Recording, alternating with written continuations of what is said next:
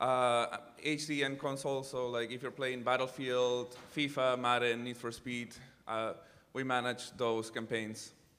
Great. Bryan Benavides, I'm the Director of Digital Marketing for Apt Electronics. If you're not from Chicago, we are a high-end electronic and appliance dealer, nationwide delivery there. Hi, I'm Shah. I'm from VSA Partners in Chicago as well. I'm a media strategist over there, and I kind of oversee the full funnel of different channels within the media space and how we bridge the gap between creative and overall brand strategy. Hi, I'm Matt Tingley. I'm the Director of SEO at Huge. We're based in Brooklyn, a digital agency, full service. And there I'm responsible for overseeing a lot of our strategic and executional SEO campaigns, as well as some new business as it relates to SEO. Great. You know, people think of paid search, maybe not in this room so much, but when the average person does, they think of, you know, retail, direct marketing, they think of maybe sales and converting. So what's this idea of using search for brand awareness, generally? Anyone can jump in. So for us, it's to get the brand name out there. Obviously, not many people know what apt is. Half our customers call us ABT. So it's getting our value adds out there. And it's a local strategy versus a national strategy when we're competing with all the big box guys.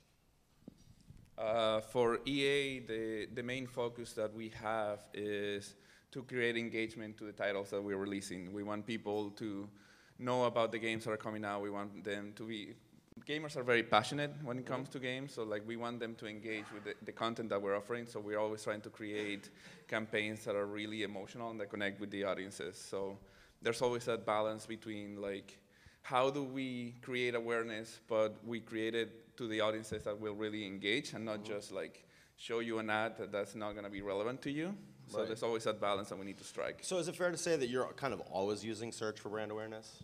Yes, 100%. Okay. Agreed. Yeah. Oh. Yeah, I would actually have to say, from a little bit of a different perspective, that you're not only trying to build awareness of your own brand, but you're trying to steal a share from your competitors. That at the end of the day, we're all trying to sell something. We all have a competitor. Customers are going to go to either company A or B, so take them away from A and go to B, essentially. So by building your brand awareness, you're ultimately stealing share of the market and making money at the same time. Yeah, and then I think from the organic side, it's really all about understanding your audience, what they're searching for when they're looking for information related to the products or services that your brand sell, and making sure that you have the content on your site to support that in a way that's going to benefit both the user and the search engine.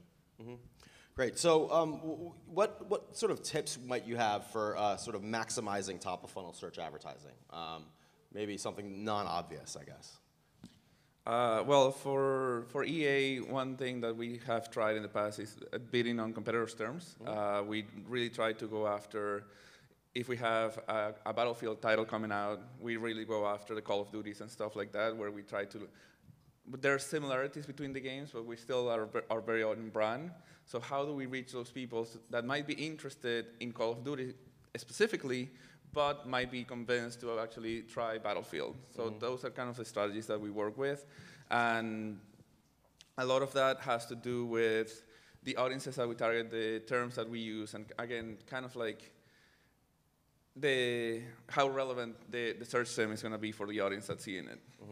And since you guys aren't selling directly, how are you measuring like success when you do that? So for us is about, and I'm saying this a lot, but engagement metrics. We really focus on, an impression is not, for search specifically, it's not really that valuable. We want people to come to our site and spend time on the site, watch the trailer, or read what's new in this edition of the game. Like, we can see if they're more interested in the multiplayer or than the campaign, or if they're more interested in a new mode than what's been in the past. But at the same time, because we work with big brands like Star Wars, for example, I'm going to ask here something for the audience. How many here has heard of Star Wars?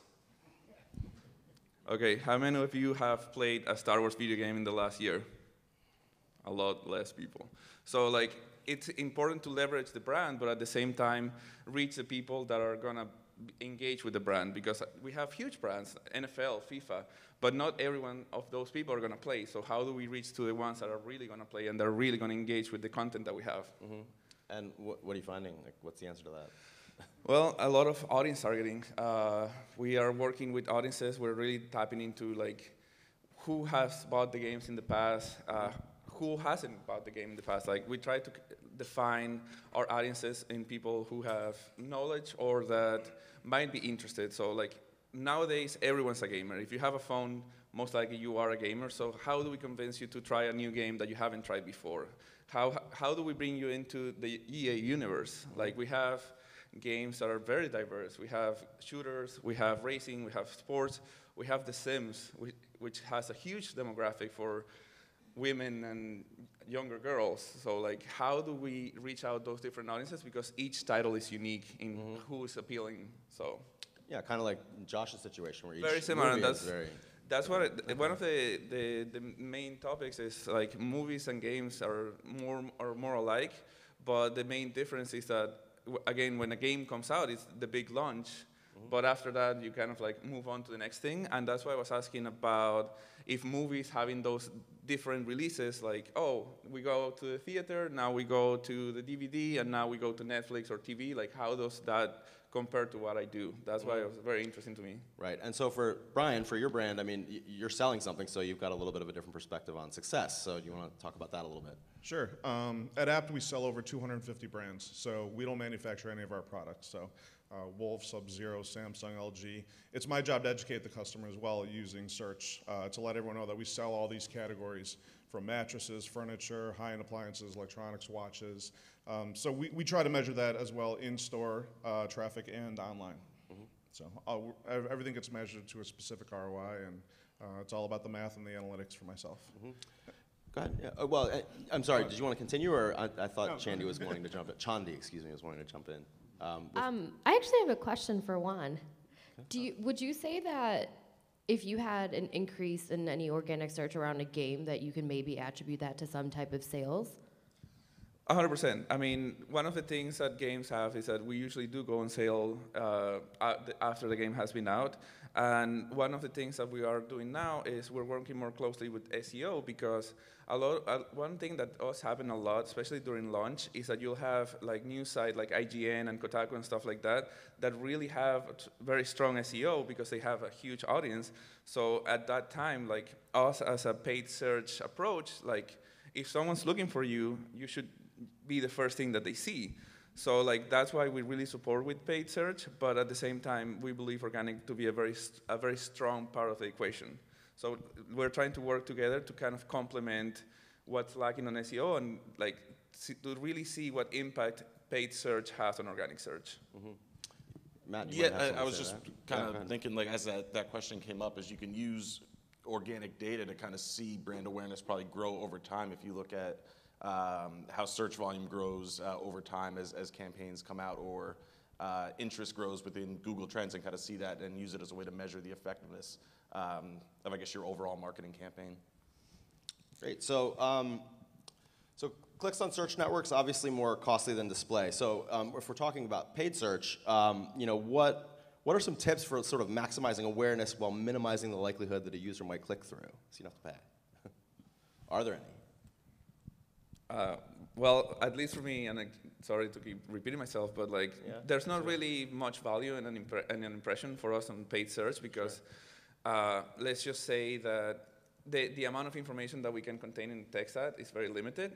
On social platforms, it's a lot easier because we can have a trailer or something like that that's very visual and that really shows you what the game is about. But on a text ad, we have to be really mindful of, okay, how do we get people to come to our site and learn more about the game? Like, the messaging has to be very precise, and we've actually found out that when we are trying to raise awareness, it's much better to hit people with an educational messaging rather than an actionable one. So like, instead of saying, buy now, we say available now, or learn more. Instead of pre-order, learn more.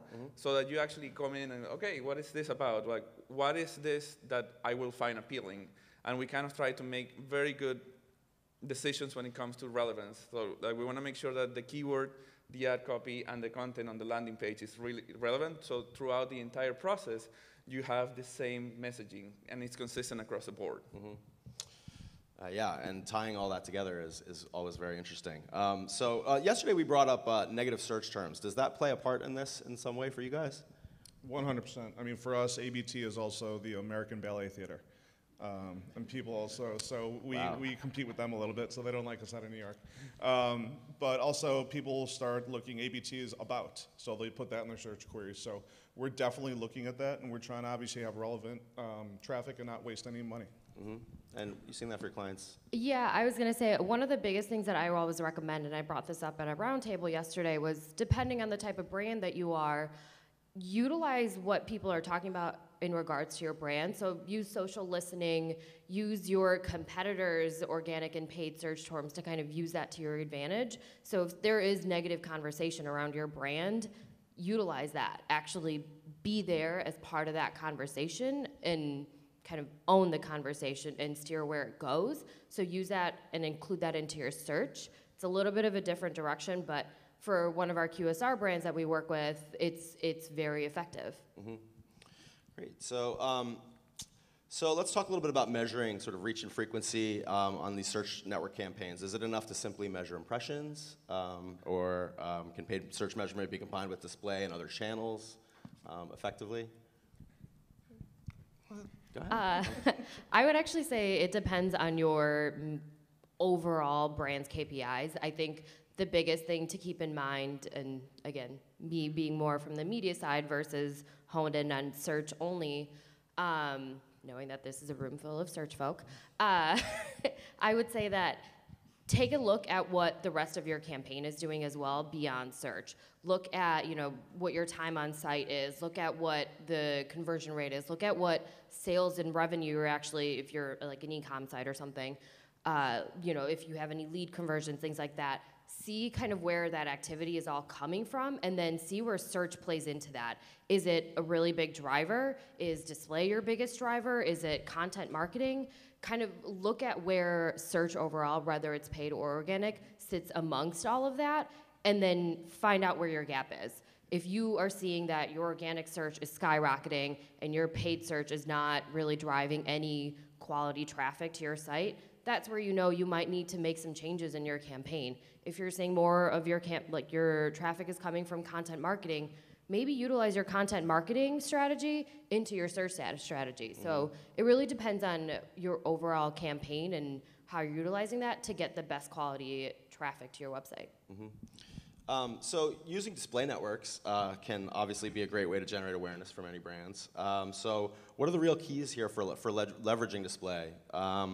What's the right mix of kind of targeting and exclusions and all that kind of stuff? Go ahead, I mean, Bryan. for us, again, we have a national strategy and a local strategy. My national display and prospecting campaigns weren't performing. They weren't giving my ROI.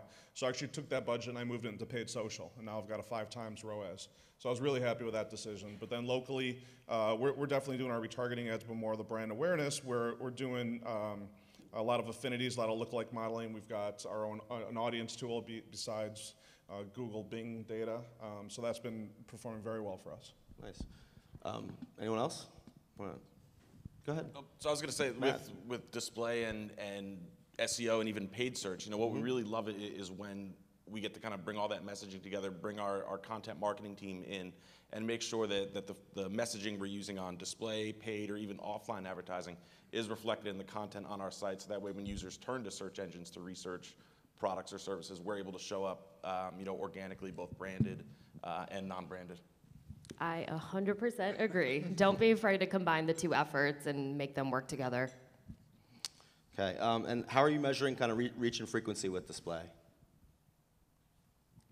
Bryan. Well, all right then. I think it goes back to my original comment earlier about looking at the quality of traffic. So again, look at your overall campaign, not just within the search piece of it, but within display as well. Yes, reach and frequency is great, and especially having a great reach is great, but from a frequency standpoint, you need to know how many times you need to touch your end user or your consumer to get them to your website and then ultimately get them to convert. So you're looking at those actual metrics to figure out what your reach and frequency is, from my perspective, for search and display. So yeah, we're definitely using our analytics and our attribution tools to look at that. Just the other day, I saw a guy 24 touch points to my website to buy a $200 Whirlpool microwave. I mean, the guy did his homework, but then you've got a whole kitchen package that'll go in 3 clicks. So it's you got to analyze the data. We definitely look at new traffic at the device level as well too. No one's going to be clicking buying a huge appliance on your phone while watching TV, but you're going to be doing your research. So we definitely have to be there. So it's a combination of all that, and we trust the data. So you've got to look at the data. Yeah, for us it's the same. Like we're really trying to find that sweet spot on like what is our audience penetration, what is the frequency that we're trying to achieve, because we announce games usually with a few months in advance. Like we want to generate hype, we want people to be aware of. There's so much competition. Like we always trying to stay top of mind, but I always be mindful like maybe this game that I really, really want is not coming until November. So like, how do we keep them engaged all the way through November? And always making sure that, okay, when is the right moment to hit them? And how many times do they actually need to see the ad before they say, oh, okay, this, I really want to commit to this game. And so, Bryan, you mentioned you're selling a lot of big ticket kind of items, right? Like home appliances and things like that. So attribution becomes like kind of important. What kind of model are you using? I think we spoke about how you are testing a new one, right? So if you want to talk a little bit about actually, on Tuesday we're launching with Google and DDA. So we're going through that with PMX Agency as my agency. So very happy and very excited to see the results with that. But we're also using an attribution tool on the side that we're tagging all of our other media, where I'm able to see the weight and the value that they're bringing in. I'll get into it more at my roundtable about this, but we're able to make some cuts and be a lot more efficient, looking at the data, looking at first touch, looking at the weight, deciding where we should be adjusting budget, and it's been working very well the past 12 months. Okay. Anyone else want to talk about attribution? No, not really. It's okay. I get it. I get it. Everyone loves attribution, right? Yeah. Well, I do, yeah, but like sadly, we have no way to measure it on a reliable manner, so not much to say in that regard. Not much to say. I gotcha. So let's talk about how frequently you should monitor your search campaigns. I mean, is it something you constantly have to monitor, or is it something that you can set it and forget it a little bit? I guess it depends on the client, right? For you guys over there. Yeah, the it definitely depends on the client, the industry that you're in. I think if you're trying to sell video games, you might actually want to be a little bit more cognizant of what's going on, similar to what Josh was dealing with. But I think if you're more of like a B2B brand and it's a pretty common conversation that happens on a daily basis, then you can maybe scale it down to like once a week. But I would say from just an overall brand perspective, keep eyes on everything a minimum of once a week, if not more than that. If you don't mind. Sure. For us, it's really constant. We are always working on seeing what's working, what's not working. As I was giving the example of Star Wars earlier, if you think about it, Star Wars is a huge brand with an endless amount of different products. So like, if we are trying to bid on general Star Wars terms, like, we have to be very cognizant of the fact that not everyone's going to be interested. So like, and we're going back to the negative keywords, like we're always adding new keywords like, oh, Star Wars bed sheets. That's not really relevant to us. Like Star Wars lunchboxes. So we always trying to improve and optimize our campaigns. And it's a monumental task because we are live across many different countries in many different languages. So like what might be working for the US doesn't necessarily have to work in Mexico, doesn't necessarily have to work in the UK. So how do we actually keep an eye on all of those things? And it's definitely a huge process. And one of the things that is good to us is that because a lot of our titles are franchises, we always have the learnings from the previous title. So we always build on what came before, but it's a never-ending process of, okay, how do we get better at it? And it's optimization, it's pulling reports, it's always testing new ad copy, seeing what messaging works, what messaging doesn't work, like what new channels, what new tools, what new opportunities are out there for you to actually be more engaging. And when you're licensing brands like, I guess, Star Wars or FIFA or whatever, there's probably a lot of merchandising and negative keywords you got to worry about, right? 100%. And also, like, those are brands that sometimes don't want to be associated with specific Star terms. Wars bed sheets, I love that. Yeah, no, like underwear. You'll be surprised how many impressions that one got. But yeah, like there is a huge audience for those, but like the gaming audience is a very specific one. So again, we always have to focus on, okay, you want the game, you might want the game, or you're not interested in the game. So like we always have to be identifying those factors and actually optimizing towards those specific goals. So like really, once our campaigns go live, it's like we're always making sure that it's at the best state it can possibly be.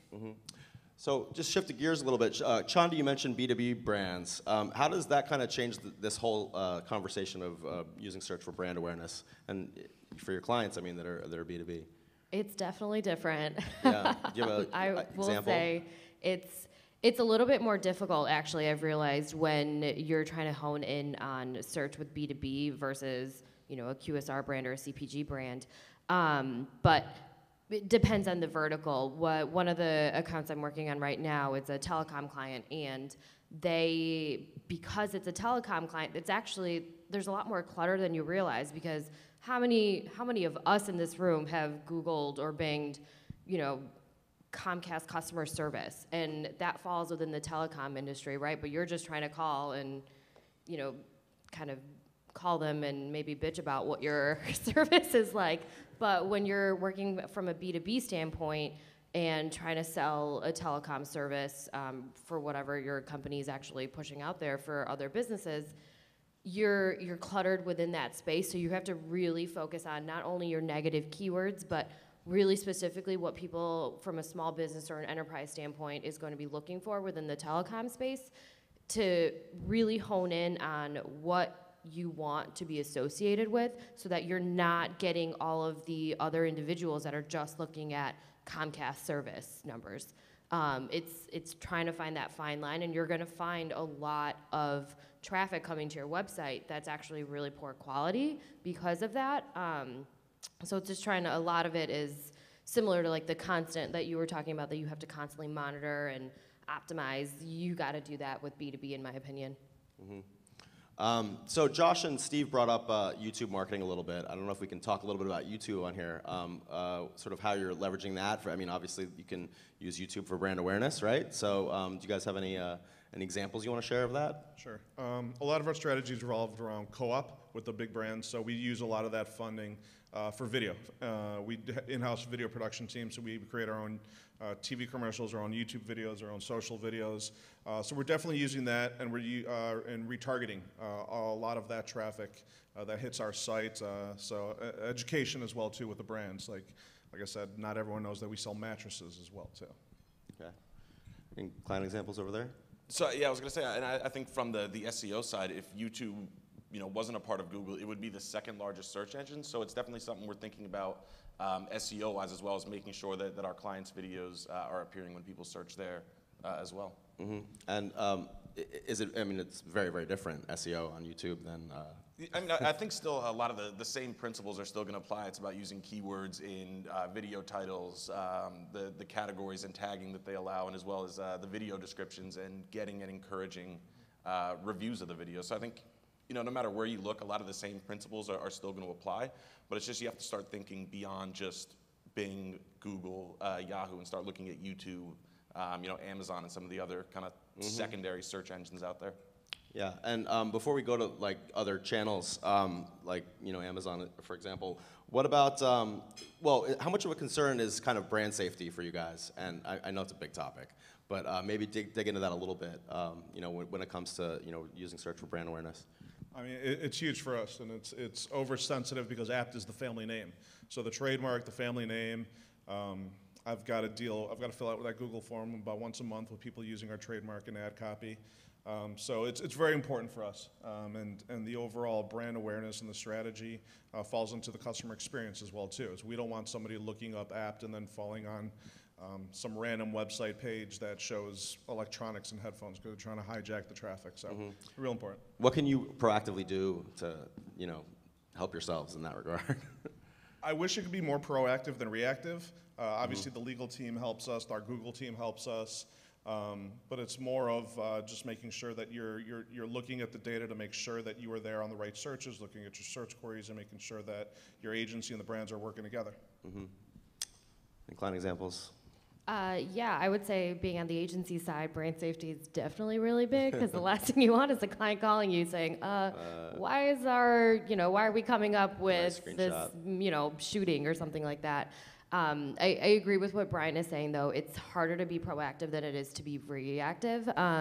You definitely have to rely on your data and definitely, in my opinion, go back to your social listening tools as well and look at what people are talking about in general to kind of, that's the one way you can be proactive, that like that conversation is kind of leading the overall conversation that's happening online in general. So if you know that there's something maybe associated with your brand or not associated with your brand, but there could be some long form tie-in in there, be proactive in that sense that like, okay, there's this conversation going online just in general. We may or may not be coming up with this, so utilize your negative search terms as much as possible for that. Okay, great. Steve, you're standing. Does that mean it's time to go to Q&A or it is? Oh, it is. Oh, okay.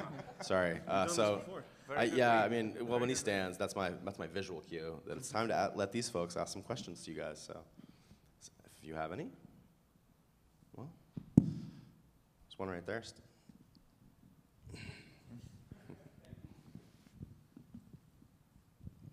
Hey, it's Maya from Smarter Travel and TripAdvisor. And I'm wondering, maybe specific to Juan, but I'm not sure for the rest of the panel, can you talk about trends by age group across the channels that you work with? Is there, a consistent pattern of, young people will only do search on mobile or, anything like that? Sure.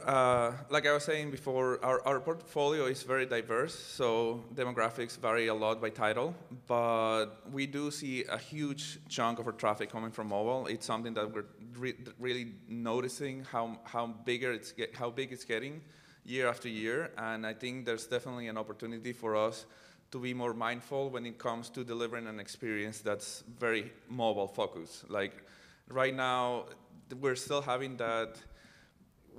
How do we adapt from desktop to mobile, and how the experience is different for the user? So there's definitely a lot of data that we're analyzing, but it depends a lot on what the title is. Because, for example, am I talking? No, you're fine. I'm sorry. A title for The Sims is something that's very PC focused. It's a title that you play on your PC. So while a lot of the traffic does come from mobile, we do see a lot of people actually engaging on desktop because that's where you play the game. For things like Star Wars or FIFA, like where you want to know more about, what's new this year? Like FIFA and Madden and NBA are yearly titles. So like, what is new this year? How do we engage? It's something that on mobile, you know that the engagement is going to be a lot shorter because usually the behavior on mobile is a much shorter experience. They don't engage as long as they used to on the desktop. So how do we get the information across in a way that's more condensed and easier to understand? So, Bryan, you mentioned you're doing a lot of co-marketing with partners on the products that you're selling. So whose brand are you building when you're doing that? And how do you know the difference? Are you trying to find ways creatively or through your strategies to tie your app with particular hardware so that people are associating the two of you together? So that's actually a real big topic internally right now. We're making an effort to make sure that it's an apt brand. It's not a Samsung brand. That the customers, when they see us, they can relate to us. They can relate to our customer experience. They can relate to the service that we bring to it. Not that, oh yeah, there's another Samsung TV. Yeah, we could buy that anywhere, right? So what does that look like? How does that execute? It's everywhere from, we started with ad copy, making sure that the apt value and the service level is stated first, then a feature, because a lot of it is co-op, so it'd be like, you need to talk about this feature, you need to talk about this new release, this promotion, if not, I'm not gonna approve your claim. So it's definitely communicating with the brand marketing teams and coming up with the approved creative, but also being able to control and emphasize your brand over the manufacturer's brand. So I can't remember who brought up Amazon and other new search platforms, but let's talk a little bit about those. So there's several new search platforms out there. What are some strategies for building awareness on those platforms? Amazon, app stores, whatever. Whatever. For us, Amazon is a channel. It's a strategic channel based off of specific type of inventory that we might have. We're not going to put up our whole catalog out there. We're going to maybe, if we need help selling some extra products, maybe seasonally they didn't do well, then we'll throw it up there. But it's very strategic and profit-driven for us. But we don't give in to the rules. We won't do fulfillment. We won't give them our product. I mean, my buddy over there runs the headphone category. He called me up in Q4. He's like, I need more Beats headphones. Put them up. I'm like, no, there's no way I'm doing that for you. I'm sorry. But it's sometimes you're feeding the beast, but sometimes it's a valuable channel. Frenemy of sorts. And organically, it's something we're starting to think about as well for e-commerce brands we work with that also happen to sell on Amazon. I mean, it's coming up to almost like half of all e-commerce sales actually start on Amazon outside of skipping over Google entirely. So we're looking for ways to kind of optimize our brand's presence on there, still kind of using the same basic SEO tactics with keywords in the title, description, also again encouraging reviews on Amazon. So it's something that we're starting to get into organically as well and looking at our presence there. Is there a way, like in an SEO way, to maximize like reviews or whatever and some of those other things that are only found on e-commerce sites? Yes, I mean, I think it's encouraging customers to write reviews. If you buy something on Amazon a couple days later, you'll get an email kind of encouraging you, hey, how is the product? How are you enjoying it? Come review us. And I think that's a way that kind of tends to work well. So any way, you can reach back out after the sale and get somebody to come back to the site and write definitely a positive review is going to help that grow. And what about like mobile app stores? That's a thing, right? How are you using those? We're not much into the mobile app, into that world. That makes sense. It's more responsive site. We try to enhance the customer experience. Obviously, when they're doing top funnel education, we don't have our own app. We've thought about it, but it just hasn't been on the priority list. But Juan, do you have apps for games or well, you sell games, Yeah, mobile games, so there's a whole. There's definitely a mobile portion of our business that we really put a lot of focus on, and we look at. I keep saying this word engagement, but like if a player is playing a game on a daily basis, we know that player's engaged. But if you stop playing, maybe a week later we'll be like, hey, here's some extra credit so you can come back and keep playing. Like we want people to keep coming back to the games. And that's a big part of how we re-engage people. It's like we look at players' behaviors when they're in our games and see how we can best serve them an experience that keeps them engaged and keeps them coming back. Great. So any other questions from the audience? Oh, one in the back. I think is that Virginia? Hi, Virginia. How you doing today? Good. So quick question. As an internal brand, love that we're talking about brand and search. I'm often the advocate for why we have to do it from a paid perspective, and I have a lot of internal naysayers that say we shouldn't pay for our own brand. That's where SEO should be taking it, and it's a waste of money. So I continue to push that. So I'm curious to the panel, do you get that question about should we pay for our own brand? And how do you help defend that conversation outside? For us, it's performance and other factors, but I get it all the time, and it's a daily struggle for me. I get it all the time. And it probably happens, TVs, appliances, it goes across all categories. I work really closely with the director of e-commerce who manages most of the SEO. And we share data. We share data between agencies. We make sure that we're there. And we took a test. Our president said, I want you to pause this. So we specifically did a category level test. It wasn't going to kill us. We paused a couple of keywords. We showed the lift. The data proved it. And we kept going. And I'll probably get the question again in about a year, so I'll do it again, and I'll show that we need to be there for both. I would say from a branded standpoint, I work with a lot of clients with pretty limiting budgets, and I think in order to get your budget to go as far as possible, you don't need to be necessarily buying against your own brand name because they're typing it in. They're gonna come to you anyway. They're already raising their hand, and they're there. All they have to do is click on it. There's no point of you paying for it. I think the best way to kind of counteract or utilize that budget in a more efficient way is to buy against your competitors. And I totally agree with that as well. We always like to advocate for branded traffic to get as much of it organically as possible. Provided that competitors aren't bidding on your terms. I think in those cases you have to protect your brand. But then going back to Bryan, it's all about testing. If you can turn it off and not lose that traffic, then I'd say, why are you, paying for traffic you're going to get for free? Anyway. Yeah, and the CPCs are so low that it's not like I'm breaking the bank. So, I mean, when I'm getting the ROAS and the data showing it, I'm gonna be there. I have to be there. Yeah, I think that's a question that we all get at some point. Like, it's kind of like part of the job. Like, you're gonna get asked, why are we bidding on it? But I really do feel like when people are searching for you, you should be the first thing that they see. I think there's a lot of value in that. And there's so much competition nowadays that even if you are not bidding on your own brand terms, someone else might. And like, you're losing that click. You're not even click, but top of mind. Like, someone else will steal your first spot. So like, whenever someone's looking for you, they're gonna see your competitor. So is that a more viable strategy? For me, and we actually did the test as well, where we actually saw traffic lift when we're live. Like, organic also benefits from that. So I think there's a lot of value in actually bidding on brand terms. Okay, we should wrap. All right. Well, hey, thanks, guys. Thanks, panel. That was a lot of fun. Thank you. Thank you, guys. Thank you.